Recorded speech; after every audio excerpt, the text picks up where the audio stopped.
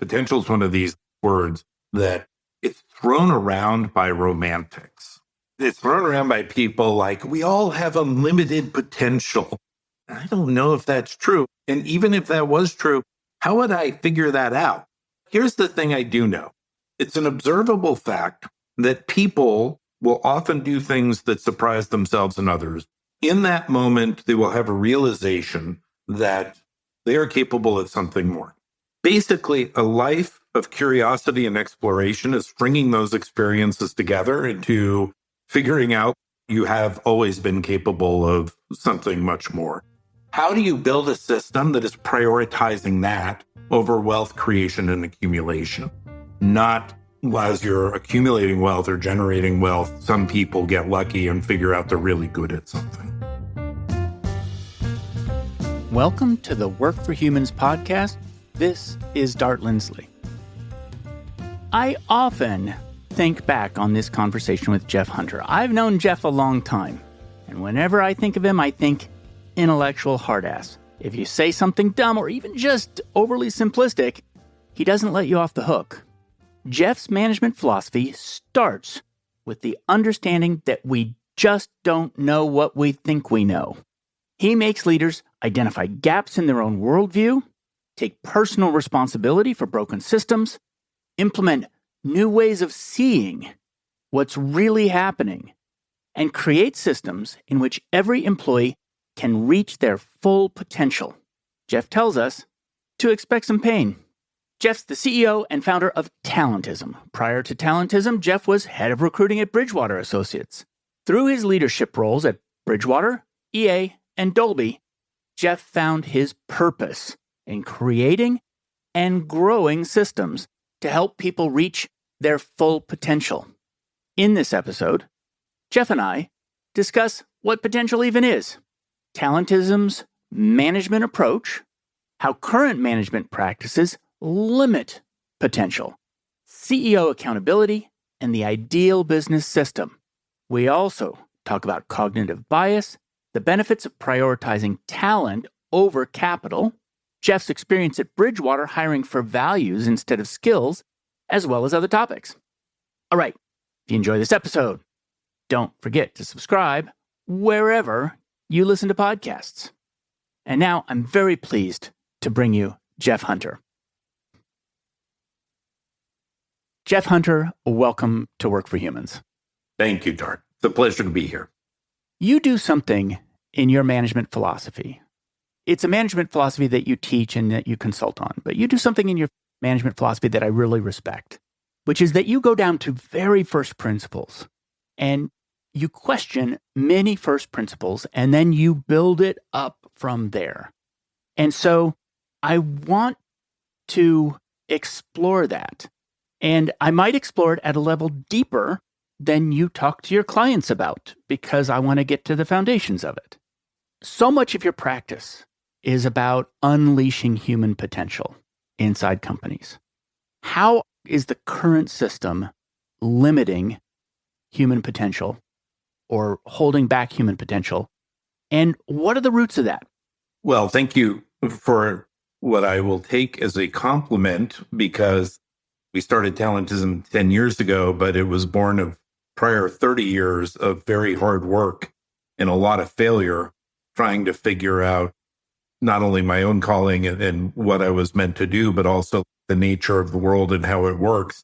And then trying to come up with sort of an axiomatic approach to here's what we believe, and then build the principles on top of those axioms. But I think there's a pretty fundamental question every human being needs to ask, which is, do you want to measure yourself against what's possible or what's present? In other words, I think we go through life as a social species, evaluating who we are and where we are based on everybody around us. And as technology has expanded everyone around us to all 7 billion people, 8 billion people, that's quite a sample set to take from and decide who we are. But in that, you're constantly comparing yourself to others and you're thinking about, do I match up? And then I think the alternative to that is to evaluate yourself against what is possible. And that's a very different path. It's a very different life. I tell my kids all the time, all my kids are adults, but I've been telling them their whole life, like, if you can possibly avoid the path of potential, avoid it because it's just so extraordinarily painful. But I hope you don't avoid it because it really is the ultimate way to sort of discover who you are and what you're capable of. And so I would say the first principles that we got to was born of both a personal experience and also just looking at the data and looking at what reality is in an unfiltered, unvarnished way as is possible for any human being. And the personal experience is a deep sense of frustration with my own failures as a CEO and as a founder. I've started and sold, several software companies and had a number of different very interesting experiences in that where I thought, first of all, I thought I was doing really well when it turned out I was just lucky. I was sort of on third base and thought I was a great baseball player. And so seeing that clearly and coming to grips with that. I'm sorry. How did you discover that? How did you come to learn that you were not the person you imagined yourself to be? In other words, that you had started off on third base and thought you were a great player. Well, you and I have talked off recording about my experience at Bridgewater, and Bridgewater is really where that experience came to me, this insight that really is at the root of a lot of what talentism is, this concept of confusion and how cognition is primarily a confusion sort of engine and how this system we've created around us really drives a lot of confusion and we don't recognize it in ourselves. I think all of us have this facade. We have this belief about ourselves. We have this set of experiences we've had out in the world, and it feeds this belief about who we are. And it's really, as I've said it in many other places, it's really not an accurate perception. What I've come to understand about cognition now, spending years and years studying it and talking to people I believe are the world's best at this, is cognition is a trick. It's a future forecasting of what the mind hopes will lead to goal achievement in the way it thinks about goals. And I'm third person personifying the mind because what we're experiencing and what we're thinking is not the mind, right? The mind is the supercomputer that's running at the level of intuition, habit, instinct, emotion, all these things. And none of that is accessible to us through introspection. And so you've got this supercomputer is basically running your life and it's collecting these experiences and it's saying, wow, you were in business and you were successful. You must be a good business person. You had children and they got good grades. You must be a good parent. And really what it's doing is trying to form a picture that can help you forecast into the future to say, oh, you should keep doing these things because it'll lead to the reward that you were seeking. You should avoid these things, other things, because it's going to avoid the pain that you want to avoid.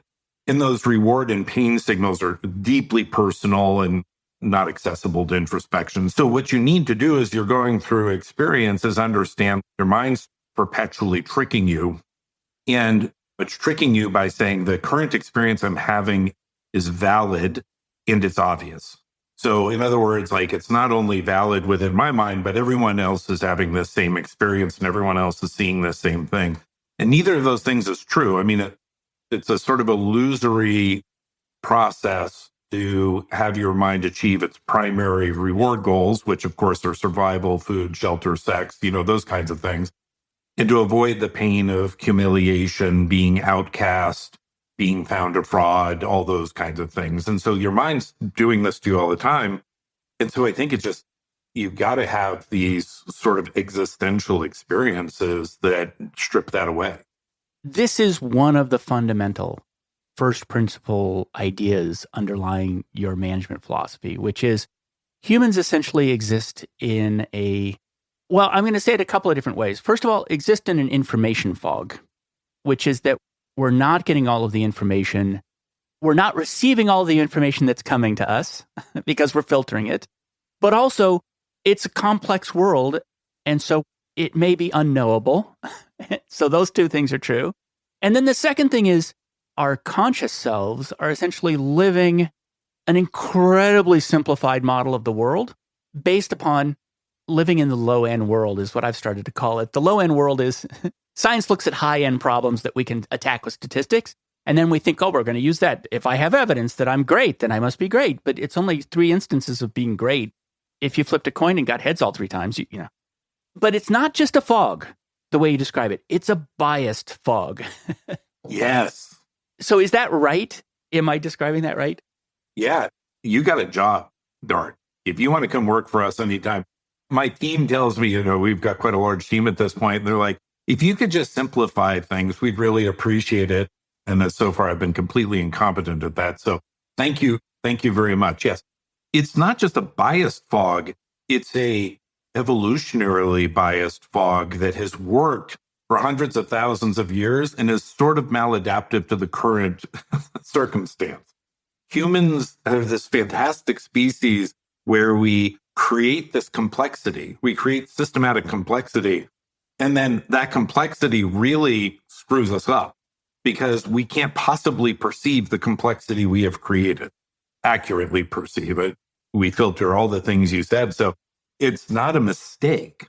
Evolution created these opposing forces in our lives and our minds and got us to the point where those things are just clashing really hard. But it's a tough pitch, right? Which is all the things that are certain to you, you should stop thinking those are certain. I mean, it's certainly dangerous to believe everything you think. And I think we know that. But it's really hard to stop believing everything you think. Right? Oh, yeah. We can talk a little bit later about this confusion, clarity, certainty thing. But one of the things I try to teach people is like this initiating point of confusion. Then it gets unattended and turns into certainty. A lot of what we think is unassailable, not even, it's that this is water sort of thing. It's so obvious why even talk about it. It's all around us. It's oxygen kind of thing. A lot of that is just wrong or it's incomplete and therefore not terribly useful, at least to the extent it could be. And yet that is quite literally what your mind is designed to do. So to say, all you got to do is be in the open space about, should I be wearing clothes? Should there be light bulbs? Come on. We can't live our lives wandering around on a mushroom trip all the time, right? We got work to do. But the thing that we're trying to do in not only our management philosophy, but we've got a set of products and services that are the application of these things, these philosophies, is what we're trying to underlying say is the speed of learning is the only sustainable competitive advantage in a commercial environment. And the speed of learning is really the only way to unleash potential personally. So what would be all the things that would stand in the way of that learning? Because the way, especially in Western society, we've been taught this concept of learning is it's acquisition of knowledge, but it's not. It's acquisition of experience and making sense of that experience to really reform or add to the mental models that drive our beliefs about the world. And reading books doesn't do that. So let's bring it to the concrete. How does this manifest in the workplace? What mistakes does it lead us to make? And what are some of the ways we can avoid those mistakes? The first thing I'd say is we have to deal with the first principle or the reality that a workplace is a hierarchy. And there are people who have more power than others. And power to actually change the course of events, influence others, deeply affect others, right? The generalized concept of power. And in a hierarchy for a social species like us, that matters a lot. Some people talk about we're chimps. Some people talk about we're bonobos. I love primatology and like studying all that. But hierarchically, we're really like baboons. We're a deeply hierarchical species. And even when we have these uprisings against that hierarchy and like disrupt the power structure and everything, we just sort of reorient that to a different power structure. And to me, you've got this thing inside of companies where you've got all this idealized, what I would call rationalist baloney, that business is a system that almost operates independent of human beings. If you come up with the right strategy and you get the right product market fit, you have the right capitalization, you're going to win. And human beings are just sort of the cogs you swap in and out of that machine. And when people are stating that, they're drawing on a set of data that was really localized to a specific context, which I would call post-Civil War America, where literally human beings were swappable cogs in and out of an industrial machine that prized mass production. And that's just not the world we're in right now and probably never will be again. So the thing is, okay, so you got this hierarchical structure or system. You've got this deeply social species. And the person at the top, like I'm CEO of Talentism, my neuroses, my blind spots, my motivations, that's the strategic tenor of the organization, whether I want it to be or not. I cannot escape that reality. So I need to first and foremost take personal responsibility for how I am limiting the potential of the organization. And that is a fundamentally different, that's not servant leadership. That's a fundamentally different way to show up at work as a leader. And frankly, it's exhausting and it's hard. And so people are like, man, that feels terrible. And I totally get it. So we try to support them and, do all the things we can to make that journey less lonely and more productive.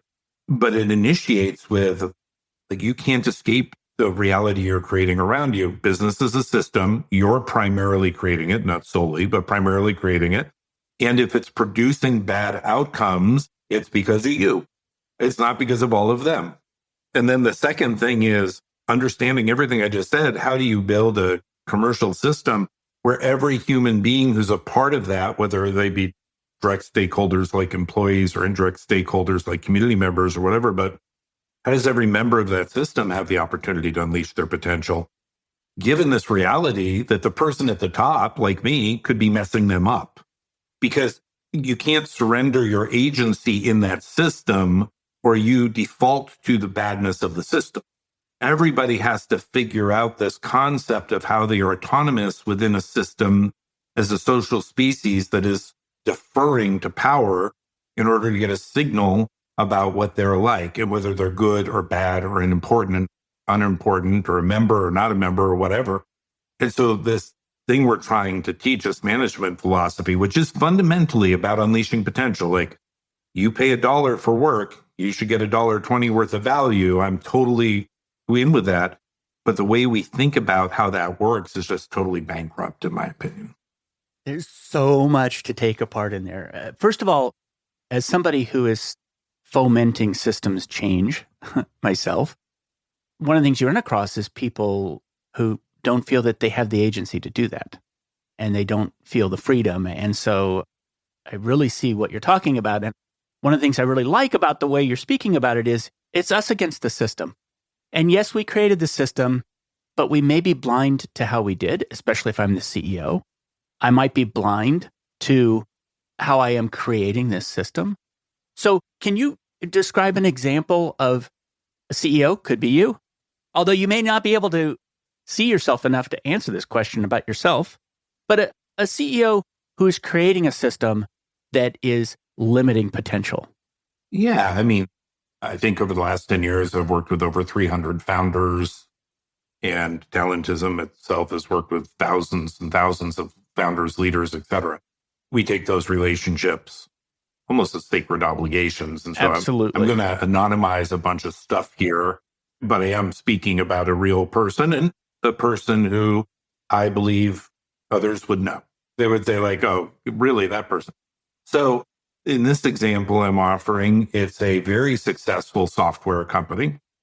And the CEO founder has a real belief that innovation is key to their success. Not a surprising belief in the current environment. We've been feeding at that trough since at least Clayton Christensen. So it's like a very permanent sort of fixture in the CEO mindset that we need to be innovative. And this person is very innovative, very creative, a great lateral thinker, what we call lateral thinker, like connects dots that other people misses, et cetera. And so not only says it's important, but actually demonstrates it. And yet, if you take a look at, because we work with not just the CEO in our products, we end up working with sometimes 30, 40 different people inside of an organization over an extended period of time. So we gather a lot of data about what's actually happening in the system as opposed to what the CEO believes is happening in the system. And what the data shows is that the way we would measure innovative capability is based on how many, what we call learning loops, are you processing in how short a time. There is no breakthrough. There is just the process of continually turning confusion into clarity. And that's an innovative process. And when you take a look at those measures, their learning loops are very low. The number of learning loops inside the organization is very low. So then we're peeling the onion. We're trying to figure out, trying to get back to our first principles, what's happening. And you find this persistent thing in the interactions of the people inside the organization where when people are confused and offering up that confusion to others, the people who have power are punishing them for that confusion. And they're not doing it direct and purposely. They're doing it indirectly. They're saying, I don't have time for that because you're not bringing me a solution. You're bringing me a problem. Or haven't you got something better to do? Or there's any number of different catchphrases we've identified within the system that get used by managers who frankly are incompetent. They don't know themselves. They don't know they're doing this. They're not even aware they're doing this. And so what you see is these learning loops are the innovation goes to the people who are privileged by the trust of the CEO. And so if you took the 40 people, the dots we're collecting, the data points around 40 people, there's probably like 10 to 20% of that class of those people who have over time, in another context, the early days of the startup of the organization, created trust with the CEO. First of all, the CEO gets the innovation information first. It doesn't go through classic management channels. And second, the CEO is predisposed to believe that they're onto something, and so listens more acutely and more attentively, and is willing to give them more space to go through the loops. And everyone else who doesn't have that privilege of trust, which was built again, sort of accidentally in a different context, is getting a very different experience. Now, when we talk to the CEO about this, what the CEO says, oh, that's just because we've made bad hiring decisions. What we did is those early ones, we really had talent density. We really knew how to pick them. And then as we've scaled, our recruiting department sort of failed. And it's hard to keep going with the A players and everything. And I coach the CEO and we'll be in these very difficult conversations. I'm like, that is just complete bullshit. You have told yourself a just so narrative to sort of congratulate yourself on how good you were at recruiting when you were closer to it. But the reality is you are continuing this privileged system of only the people you know get to innovate. And can you imagine how deeply confusing it is when you are saying to the world and in your talent branding and everything else, you're saying innovation is so important, but you've unconsciously over time created this system that disables that and actually punishes that. And also, it punishes it and disables it at where all the innovative scale is. Exactly. Well, okay, so one of the things that's happened is you've reduced the agency of anyone you don't already know. And I guess I'm calling it agency with a degree of impact, right? Which is they can be agentic. They're just not going to change the course of the company. So the impact is not there. Well, the way I think about it is you're building a system where it's got this bell curve distribution. And I think this is true at company level and macro labor market overall. You've got 10 to 20% of the people who are just consistently and persistently disenfranchised from being productive in any way, shape, or form. You've got 1 to 10%, depending on how you cut the data, that are accruing all the rewards or a lot of the rewards. And then you've got 80 to 90% in the middle that are just waiting to be automated out of a job. And for us to believe that this pig in a python that's working its way through the system as AI increases the speed of automation, as social media increases the speed of confusion, to believe that this will magically work itself out in the current systemic view of what human beings are like and how business runs, yeah, I don't buy it. I think that's wishful thinking. So that's one example. That's one example of a CEO whose self-image, I think that's the right word, or whose way of being is manifesting in the system. And it's invisible to the CEO, and it's partially because the surface area that the CEO has is very limited to perceive. This is a CEO who's always been successful. That's why they're the CEO. And so to some extent, the CEO is likely to believe that their past success is replicable in the current context. The current context may be way bigger than any of their preceding contexts, which may require different things. But that's just one, right? And there's other flavors, other ways that this can manifest. So what I want to get clear, and the reason I'm bringing this up, is that we stated a big principle, and then we said, here's an example. And I don't want to be the example to look like that's what this principle always leads to. What this principle leads to is that different CEOs might have different structures and behaviors that result in different problems, besides how innovation flows, for instance. Yeah. So I think what we're talking about is causes and symptoms. So the innovation problem was the symptom of the cause. I'd say the cause is more generalized. And that kind of blindness and lack of self-awareness, lack of self-skepticism, curiosity, and drive for self-improvement is endemic to leadership. Because if you've won, one of the things you can say about humans as a careless primate is once you have something that is valuable to you, you do everything you can to keep it. And this always limits you. Like, I got this house, I can't lose it. Well, maybe there's a better house, or maybe this house is actually a trap or whatever. But our psychology is very oriented towards trying to keep a hold of it. And so you've got people who have worked very hard. They are very talented. The person I'm speaking of, the hundreds of people I've worked with, they're extremely talented and committed people. And one of the things we can talk about later is I never pass moral judgment on any of these people because I see the system at play. They aren't bad. They aren't stupid. They aren't lazy. I am the beneficiary of a lot of privilege, and it took me 50 plus years of work to see it. And so I don't blame anybody for not having that level of self-awareness.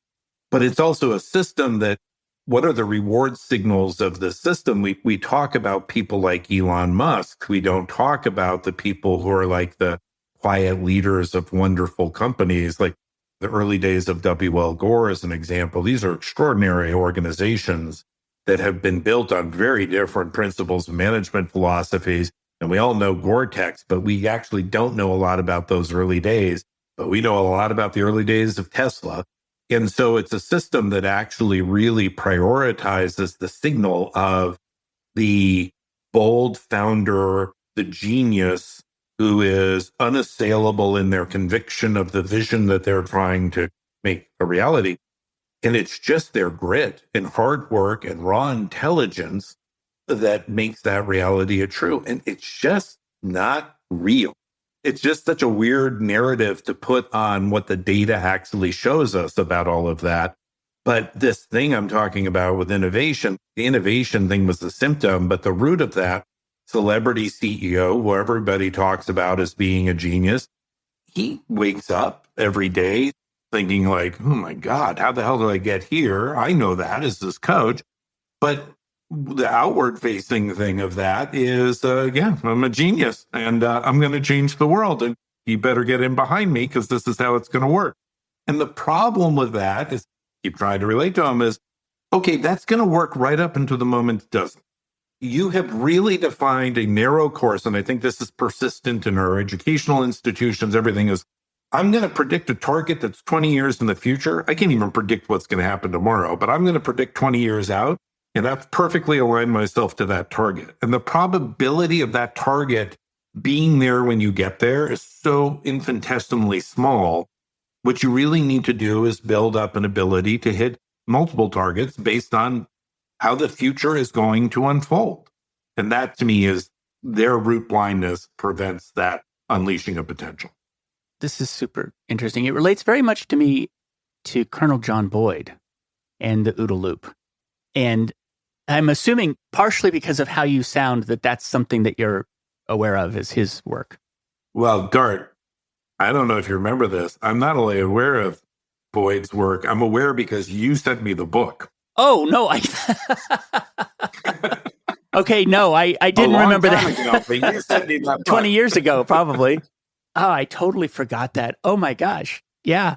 Well, you're a good reader because, no, I forgot that. That's so funny. So there's a couple of words that you use that I want to dig deeper into. And one of them is the word potential. One of my worries when I hear that word is that it is repackaging productivity. And I'm not opposed to productivity. I think productivity is fantastic, but I think that it's a thinner straw, a thinner slice of what a person is than I think what you mean when you say potential. So what is potential? What does that mean to you? I'll answer that question, but let me be very clear. There are so many interesting examples in the English language of where a word actually means one thing and over time gets completely bamboozled into something else. When I talk about productivity, I am not talking about it in the sense of more activity in less time. I am talking about it in terms of more output for less input. And in that respect, potential would look like I can have one good thought in a day and I have lived to my potential, as opposed to I got a ton of shit done today and I underplayed my potential. So let's talk about potential. One of the things I've said very early, because potential is one of these words that it's thrown around by romantics. It's thrown around by people like, we all have unlimited potential. And I'm like, I don't know if that's true. And even if that was true, how would I figure that out? How am I going to talk to you and say, you know what you're capable of? Genius. I don't know. But here's the thing I do know. It's an observable fact that people will often do things that surprise themselves and others, positively surprise themselves and others. And in that moment, they will have a realization that they are capable of something more. And basically, a life of curiosity and exploration is stringing those experiences together into figuring out you have always been capable of something much more. I had this formative experience. I tell this story a lot, which is my wife. We've been married quite a long time, 33 years. My kids went to a relatively poor elementary school, and they had no music, no arts, no nothing. And my wife said, well, I'm going to go get this done. I'm going to go do it. And so she established this child choir. There were about 400 kids in the school, and I think 120 signed up for this choir. And so you got all these kids up on stage, and none of them have ever sung before. They don't have private music lessons. They don't I live in a nice, wealthy community now. None of that, right? They don't often know when they're going home or who they're going home to. They sometimes don't have meals. They're living in a very, very different reality. And their parents are often struggling to try to just maintain that basic reality as it is, et cetera. And so my wife, the first time she put on a production, there's 120 squirrely first, second, and third graders up on stage doing all the things you would expect first, second, and third graders to be doing the first time they're up on stage in front of their parents. And these kids start singing, and they start singing this glorious music. It's not on pitch. Doesn't matter if it's on pitch. They have the potential to sing in front of others, and they're doing it. And the thing that mattered to me most is I turned around and I looked in the audience, and all of their parents were looking at these kids in a totally different way. That's my child, and my child can be on stage and they can sing. They can do this thing. And all of a sudden, their potential is defined by this event, by what just happened in front of them, a potential they did not know existed before that. And so I boil this down into a principle that potential is as potential does, to steal from Forrest Gump. And because I think what you're trying to do is create a system of exploration and experiment where you're constantly discovering cool new things about yourself and what you can do and what you're capable of. But it can't just be you can imagine a person who's a vagabond and they're wandering the world and discovering, hey, I can rock climb, hey, I can kite surf, hey, whatever. And beautiful if you can have that experience. But I'm really worried about the millions and millions, if not billions of people who can't have that experience. They can't figure out how to live that life. And even if they could, they probably wouldn't want to live that life. They have families that are dependent on them, et cetera. And so how are you going to create a commercial system that you're constantly experiencing and finding this out? I was capable of being a great salesperson or a great marketing person or a great software engineer. Not just an okay one, not just I got the education to do it okay, but on the path to greatness. This is something I could be extraordinary at. How do you build a system that is prioritizing that over wealth creation and accumulation?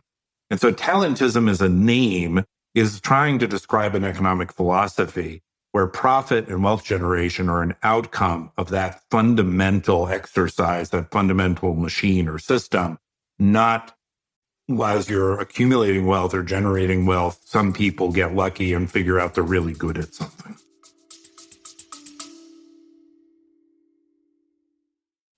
Hey, everybody. On June 16th, I'll be speaking at one of my very favorite venues. It's the Future Talent Summit in Stockholm, Sweden. To get tickets, go to futuretalentsummit.org. That's all one word, and enter my speaker promo code 11fold, which is 11FOLD, to get a big discount. If you're in the area, I would love to meet you there. That's futuretalentsummit.org, promo code 11fold.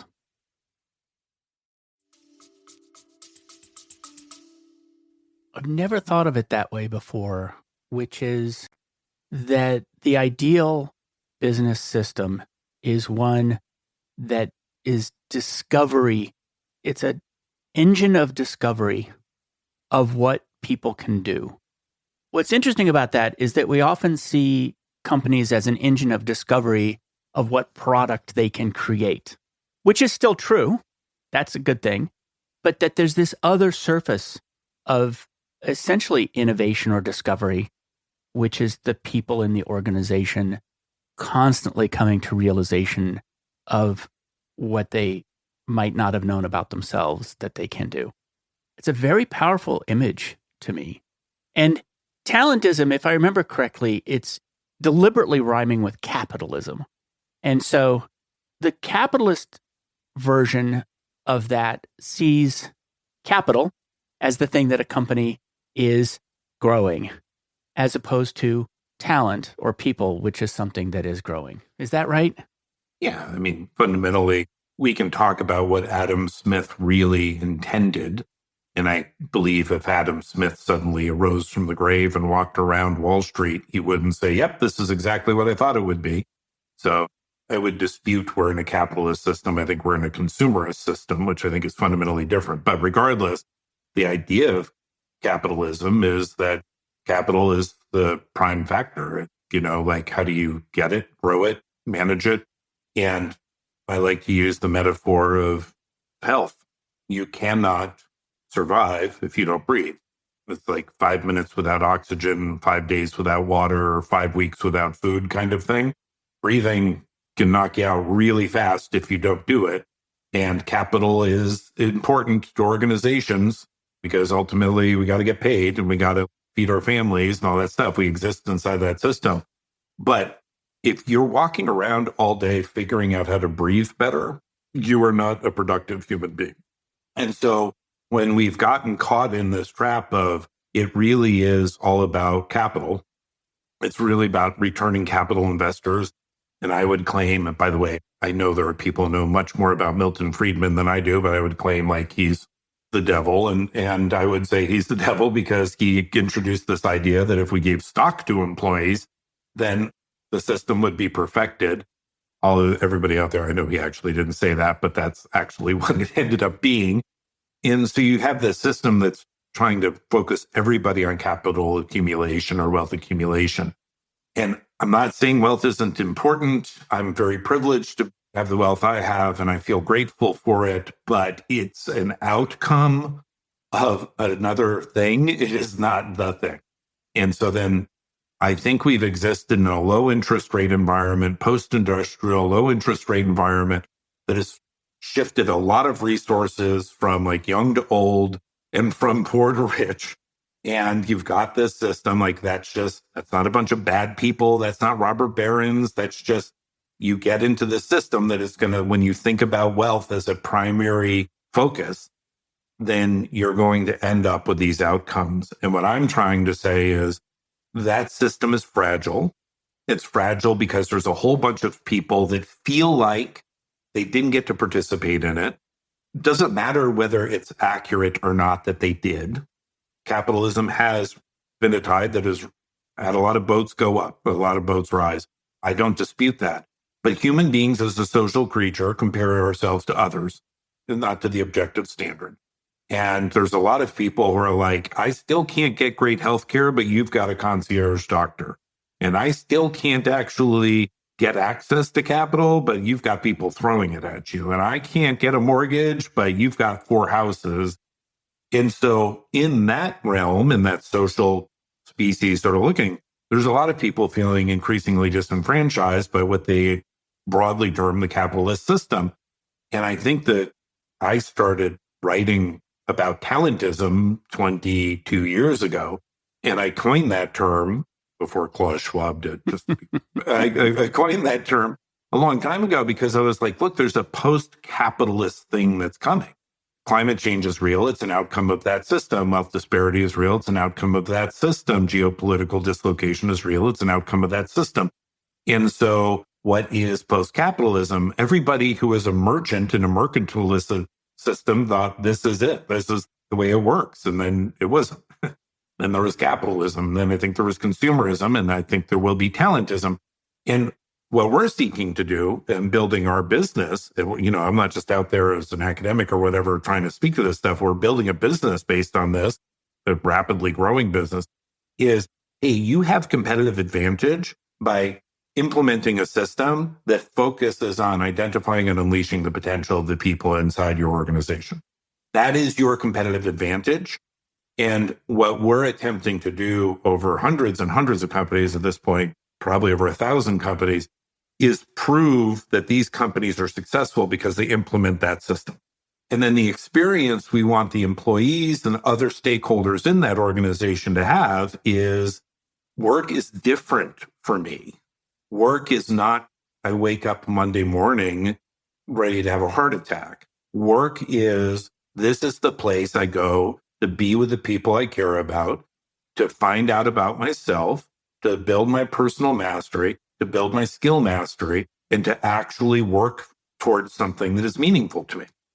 And in that, I'm starting to see myself as being good at something and good at something that's valuable. And in that moment, I have a sense of self that's different.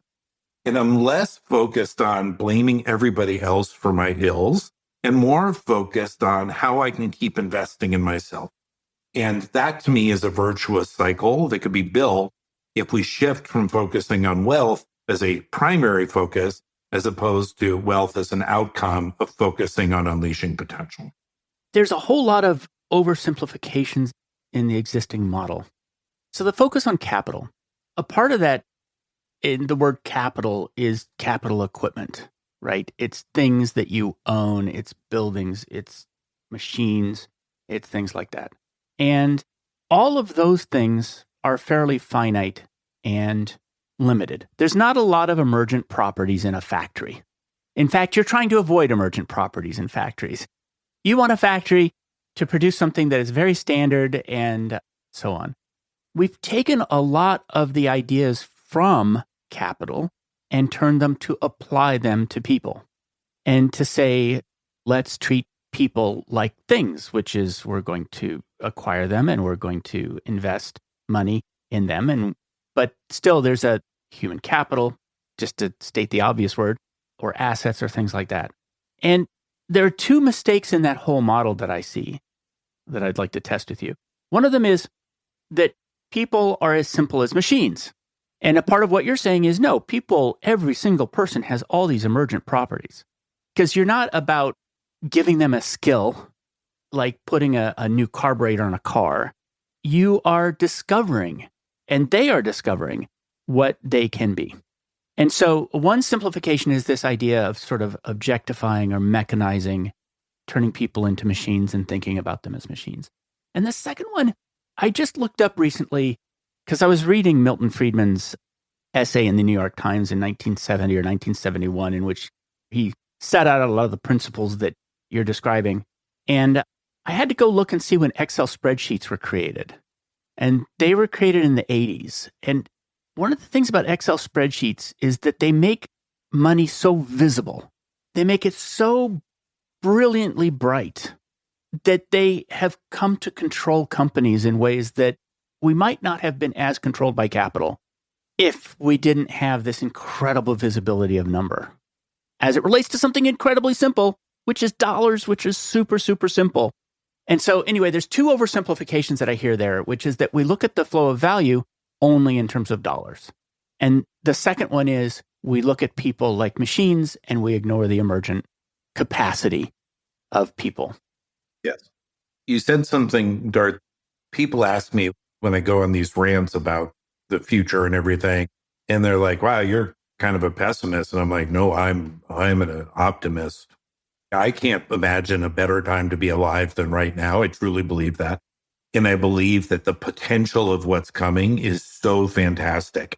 It's fantastic, but not assured. But the reason is because if you look at the technologies that are coming about, all the work product that is rules based and requires human beings to be linear and disciplined and non emergent, like non human in essence, like taking us and reducing us to robots, that work is going to be automated.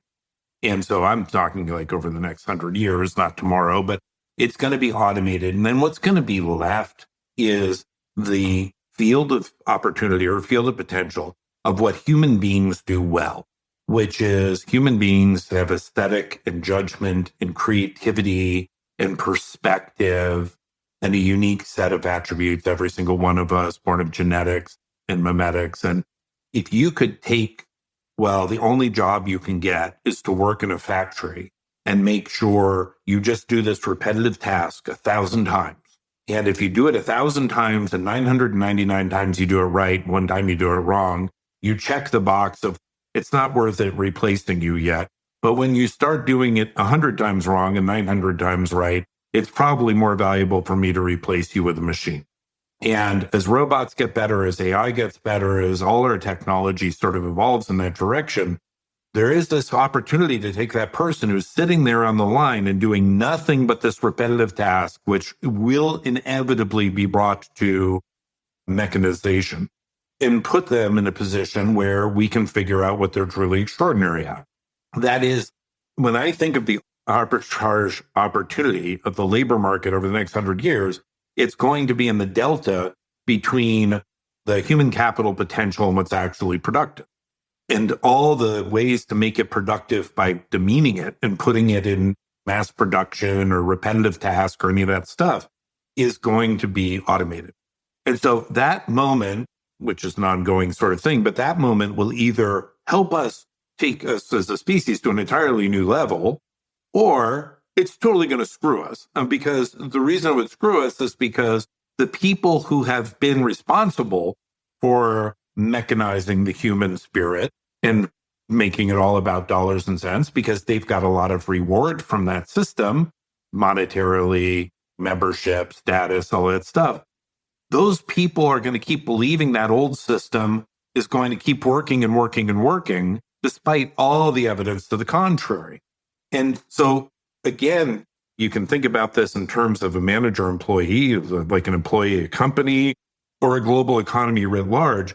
We have to start to create the agency to change our companies so that the people at the very top who are living in this blindness, this fog, as you say, about if we just keep doing the same thing, it's going to work great. We have to form the agency to start changing the way we manage and the way we manage ourselves and the way we become productive and the way not like busier, but I actually have something in myself to contribute. And when I contribute that thing, the company does a ton better. But I agree with those simplifications. The other thing about, it's not just spreadsheets, which I agree with you. The feedback cycles on capital are just super fun. Why do we have increasingly like speed trades and day trades? We're just shortening the dopamine cycle. It's just like, I put my bet here. I've got something at stake. It went up. I feel good. And then I feel like a genius and, all that kind of stuff. And the guys like Buffett and Munger sit on the side and just discipline themselves. And they're not looking at the spreadsheets. They're looking at the fundamentals. They're investing for the long term. They've figured out a way to not get hooked into that dopamine cycle. Either they got lucky or they're just different or they've practiced the discipline like Munger. But money is a really short-term, fun reward signal, and talent is a harder, longer-term reward signal. And so what I'm proposing is competing against human physiology. It's shorter. It's less legible. So it's less perceptible. And the other thing is, the way you've described it, I'm not in control of it. In other words, I can't control people into their full potential. That's right. And that's got to feel bad. Well, we're not in control of any of this. But we can think we are, and that feels great. Yes. Yeah, I read the prospectus, and I am a knowledgeable investor, and the market doesn't matter. Sure, we're fooling. I mean, back to the original point of what we talked about, our mind is tricking us into all sorts of stuff all the time. And control, not only hoarding the stuff that we value, but feeling like we can control our environment to create an outcome that's beneficial to us. Those are very core attributes of cognition and human psychology. They're both illusory. But yes, the talent game is hard because you don't have control. It's more complex and you have less control. And frankly, a lot of times, just because of the way we're taught as managers and as leaders, we don't even have influence the way we think we do. We have influence in that hierarchy, the way I talked about, but we think we give a great speech and everybody's on board. One of my favorite stories is we had this client who had taken over as CEO of this financial services firm. I love this guy, but he's a big sales guy. And so he gets up in front of everybody every week and he talks about the vision of the company, where they're going, what the priorities are, et cetera. He's a transformation agent, for goodness sakes. Like, he's got a vision. He's going to lead them to the promised land. And so we get called in. I think he's been there about a year and a half. And, I talked to him and he says, I'm going to quit. And I said, okay, why are you going to quit? And I'm going to quit because my people are idiots. Okay, well, why are your people idiots? I've been talking for 80 weeks, day in and day out about, here's all the transcripts from all the all hands and all this stuff. Here's all this evidence that I have been communicating to everybody where we're going. And still, if I go out into this organization, people are doing the exact opposite thing. And I said, well, let me just go get some data. We're very data centric in our practice. And so we gathered a bunch of data. They came back and they said, so what is something you believe you have been communicating clearly for a year and a half? Name one thing. And he said, here's the central theme. And I said, makes sense. I've gone through the transcripts. You've brought it up at least 52 times. This has been a repeated thing for you. What do you think is the probability that people believe that they understand that thing? Like, they actually say they understand it, or we have any evidence of that? He said, well, everybody should understand it. I keep repeating it. I'm like, the data shows roughly 12% of the people understand it. And by the way, those 12% are the people who all have ongoing relationships with you. Nobody who doesn't have an ongoing relationship with you understands a word you're saying. So if the goal is you want alignment, we talk in our practice about sync, you want alignment, you are failing. And that's not their fault. Your people are not idiots. You're an idiot. And so let's talk about why it took you a year and a half of standing up for hours repeating yourself to figure out you were incompetent. Let's talk about that. And by the way, it led to all these design changes, all these things, because he took that punch. He was there with me and we turned it around. But people just are so confused about people and about talent as a result. You have to respect somebody who would pay somebody to tell them that. You do. That's a plus. That's a real plus.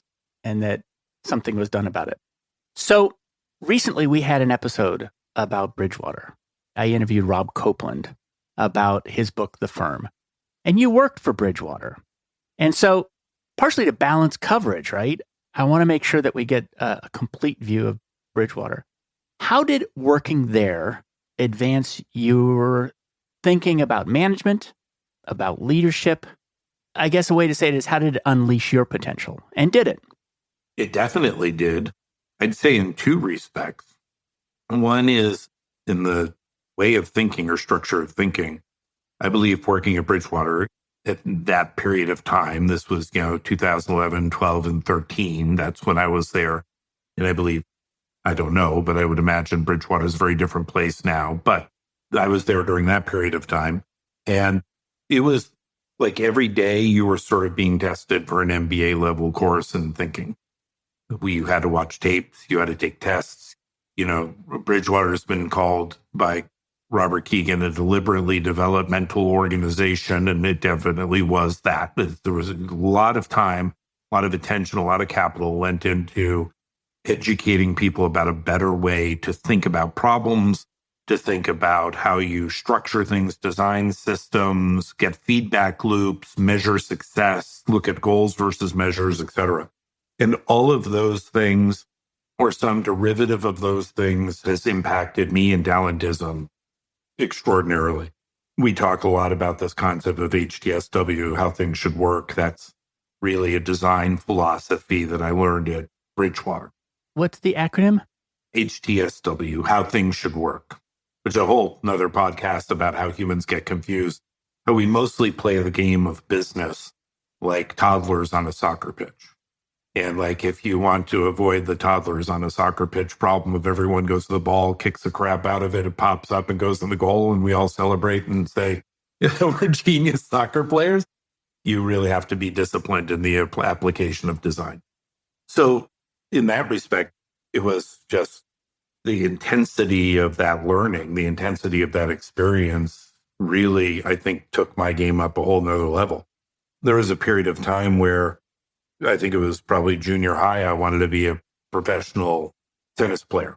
So I would take lessons and I'd go out and play in my class, there's A, B, C, or whatever. And I'd do reasonably well.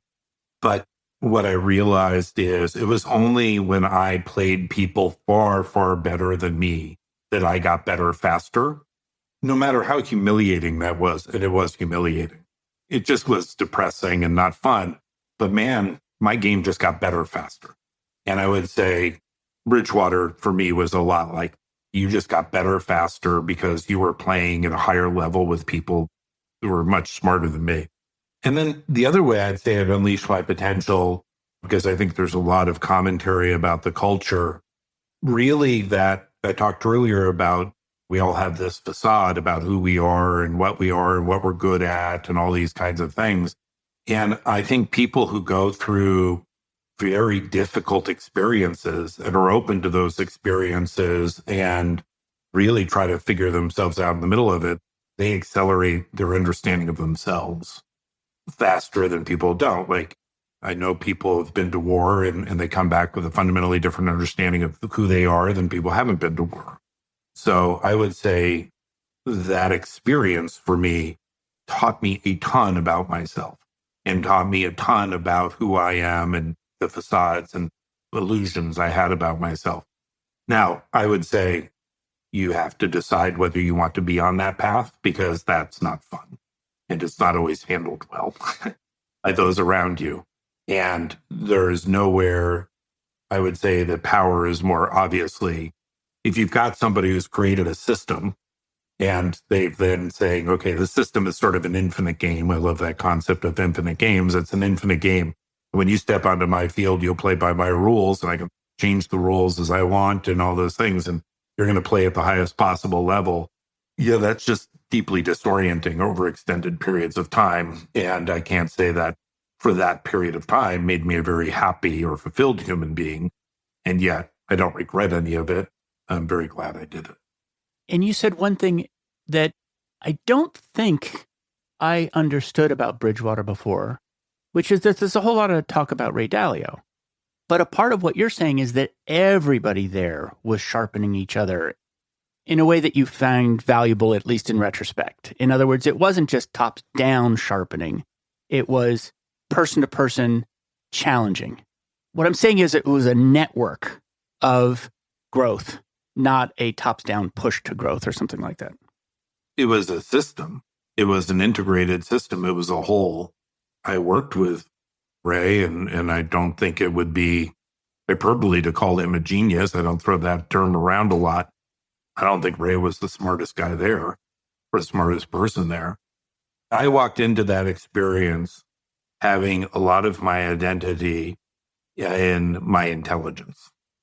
Wherever you have your identity, that's where your fragility is, right? So I thought I was pretty damn smart. And I had existed in environments where a lot of people told me I was smart. So I walked into this experience thinking, I can hang with these guys. I couldn't hang with those people. Those people are brilliant, right? And I got smarter as a result, but the way you got smarter was tough because you didn't get smarter by taking a simple test. You got smarter by being humiliated in public and realizing you had to show up at a very different level each time in order to up your game. And of course, Ray, as a founder, was the creator of that system and the primary driver of it, but it was a system. Every single person there was engaged in that activity. At least anybody who stayed beyond 6 months. I think there's a number of people who stayed for 6 months are like, I'm not going to enjoy this or be successful here. But it definitely wasn't Ray's thing. He created that system, but then that system sort of created him. And by the way, in some of the conversations I had with him, he was very clear about that. He at one point told me that this system of thinking helped him be a better thinker. And that was because he propagated that system to all these people, and then they held him to account on it and pushed for it as well. And what did you learn about hiring for values? And one of the things that you've written elsewhere is that skills are illusory because context makes so many skills obsolete. Like a skill in one place is not the same skill in another. But one of the things about Bridgewater is it hired for values. What did you learn about that? And is it related to the belief that maybe skills are not the thing? I always struggled with the values concept conceptually because I don't think humans, first of all, as I said, if values exist, they would be visible in the behaviors of people in certain environments, right? And so you've got that well-known saint in the pew, sinner on the street kind of thing. We are immensely complicated and complex as our cognition, as our brains are, we as a species are. And I don't think you know what your values are until they're tested. So you can walk around and say, I'm really pro-family. Maybe you're just like 5 minutes away from running off with somebody else. Who knows? We just have to see how this thing evolves and take you where you are right now, but also understand if we're trying to make a prediction about the future, we have to be sort of inherently skeptical about any statement of the future based on what happened in the past, especially when that statement about the past is self-reporting with a terrible narrator. Here's what I care about. I care about success. Well, why do you believe that? What information did you exclude to come up with that opinion? How did you prioritize this information to really highlight this, et cetera? So I've always been very skeptical of the values thing. And I think over time, I've gotten more skeptical of it. What I would say is, I think if you got above the word values and really got into it, it was this thing of there are these intangibles about how we think about the world, what we care about, what we'll sort of prioritize. And those intangibles, while they're sort of unique to each person, can sort of be categorized in a way that we could say, you like books, I like books. I've read a ton of books, you've read more than a ton of books. Well, we probably value books. Now, the question's going to be, and I try to teach this to people, is you've read a lot of books, but have you read a lot of books because you were in a context that really rewarded the reading of books? And if I bring you into this context where we don't reward the reading of books, are you going to keep reading books? And that's a very hard question to answer because everybody's going to say, yeah, I'm going to keep reading books. And most of the time they're wrong. Yeah. So essentially hiring for values, again, it's context. So some people's values might stand up to context, but many people's values won't. And skills, this is an example of something where it was something that I read in relation to the company Talentism, but I'm not sure you wrote it. It's that skills are so contextual that anchoring on skills as the value of people is an error. Am I saying that right? Well, yes. So I think if you're trying to make an assessment about who's going to be good in a job, focusing on skills is the wrong way to go. So we tell this example just to illustrate this point of, I think ESPN, maybe it was ABC, on a lark, got a bunch of Major League Baseball players who were big hitters, Albert Pujols, others like really big, they could knock the skin off the ball, hit a home run. And they brought in Jenny Finch, who is an Olympic softball player. And they said, hey, Jenny's going to pitch you a softball. How many of those do you think you can hit as home runs? And they're all like, it's a bigger the ball is slower, like I'm going to crush it. They couldn't even connect with the ball, right? Because what it turns out is the problem when the result you want is a home run, the skill isn't batting. The skill is hitting a fastball.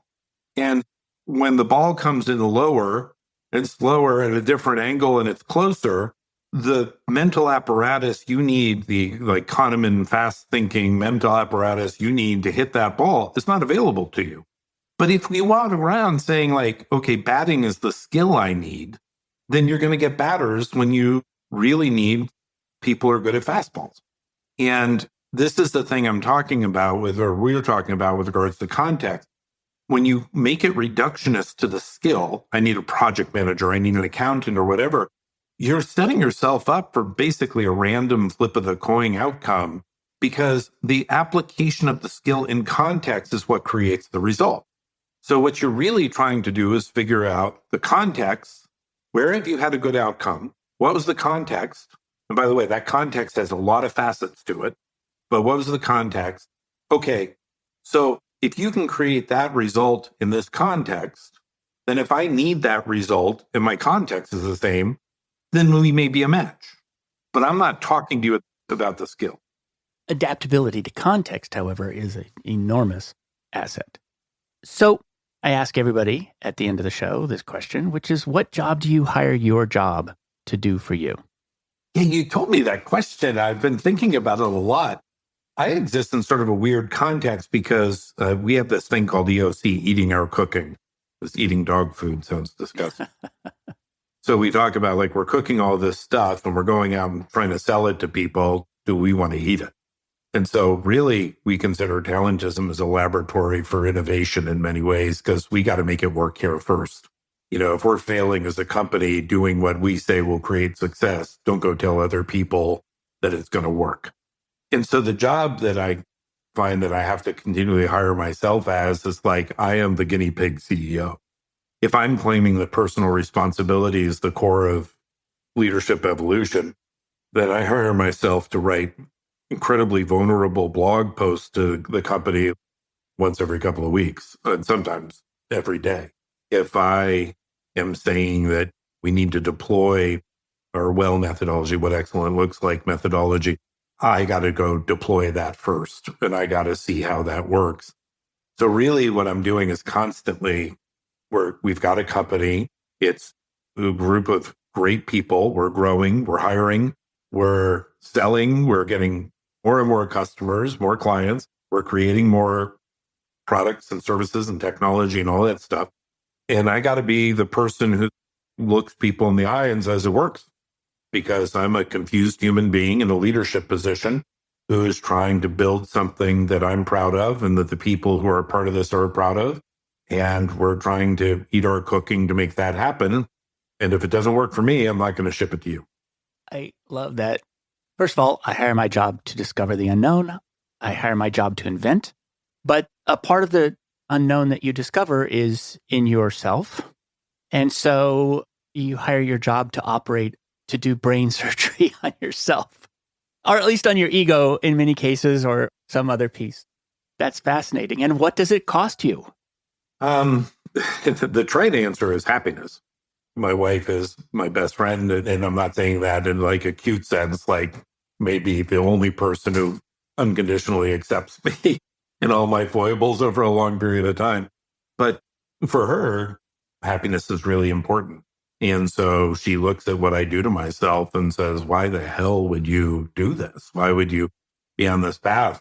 Because I worry about all of my clients. I worry about the people who work here. I worry about my investors. I'm trying to hopefully burn my candle bright enough that on my last day, I'm fully extinguished. And yeah, that's just not a recipe for happiness. That's not a recipe for waking up every day and thinking like, I've got it going on and I'm succeeding. It's a recipe for every day examining my faults and how I could get better and how I could help others more and unleash that potential. So I think that's what it costs you. As experimenting on yourself, as operating on your own ego would do. Yes. Where can people learn more about you and more about Talentism? Talentism at our blog, talentism.com. in our website. We have a lot of content there. We got podcasts, blogs, we got all sorts of stuff. Yeah, and I think we're in some other channels. Our marketing group now is doing all sorts of different TikToks and everything. Like for an old guy like me, I have no clue what they're doing, but they're doing a great job at it because it's working. So I think you can find us on a lot of different channels, but primarily the website talks about who we are and what we're trying to do. Honestly, there's not an article on the website that doesn't disrupt some assumption. And so I think they're good reads and they're worth going to look at for anybody who's interested. It's perhaps one of the kindest things anybody's ever said to me. Thank you. Well, thank you very much for coming on the show and taking time to talk to us today. Of course, I was looking forward to this story. We haven't been talking a lot recently, but I always enjoyed our conversations. I had high hopes for this and it exceeded my expectations. So thank you, Dart. Thanks for joining me for another episode of Work for Humans. If you enjoyed this episode, please give us a 5-star rating wherever you listen to podcasts. And share the show with one person you think would get value from it. Believe it or not, this really helps us grow the show and reach more people who want to build the kind of work that people really want. As always, thank you to my producer, Jason Ames at Ninth Path Audio for his insights into content and his high standard for quality. Final note, the opinions shared here are my own and not the views of Google or Cisco Systems. Thanks again for listening.